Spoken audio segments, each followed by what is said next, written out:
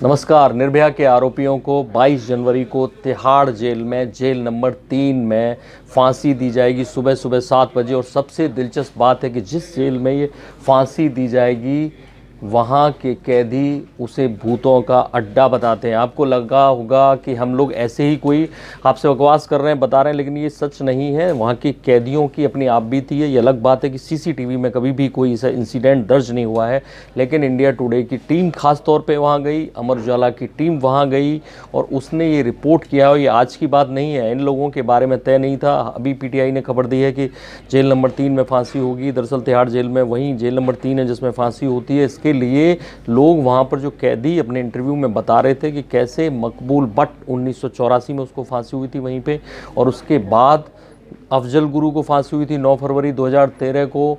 इन दोनों की आत्माएं घूमती रहती हैं। लोग ये कहते हैं, कई अधिकारियों ने ये बताया मीडिया की टीम को कि कैसे वहाँ पर कई लोगों ने अवसाद में आकर आत्महत्या कर ली।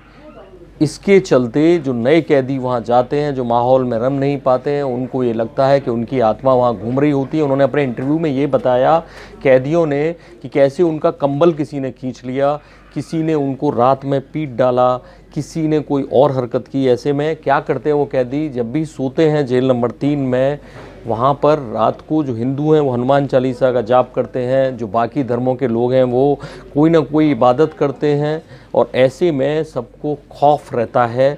ड्रग एडिक्शन सेंटर भी इसी जेल में है और उस खौफ को लेकर हालत ये है कि वहाँ पर जो एनजीओ मेंटल हेल्थ के लिए काम कर रहे होते हैं उनकी जेल नंबर 3 में स्पेशल कैंप लगाए जाते हैं। ऑफिशियली तिहाड़ का कोई भी अधिकारी इस पर बयान देने से मना करता है, लेकिन अनऑफिशियली वो मीडिया को हर बार बताते हैं कि जेल नंबर 3 में कुछ तो बात है कि वहाँ जो लोग हैं रात को ढंग से सो नहीं पाते और अक्सर उनके साथ हरकतें होती हैं। एक बार तो किसी कैदी को जबरन पीट डाला था किसी ने।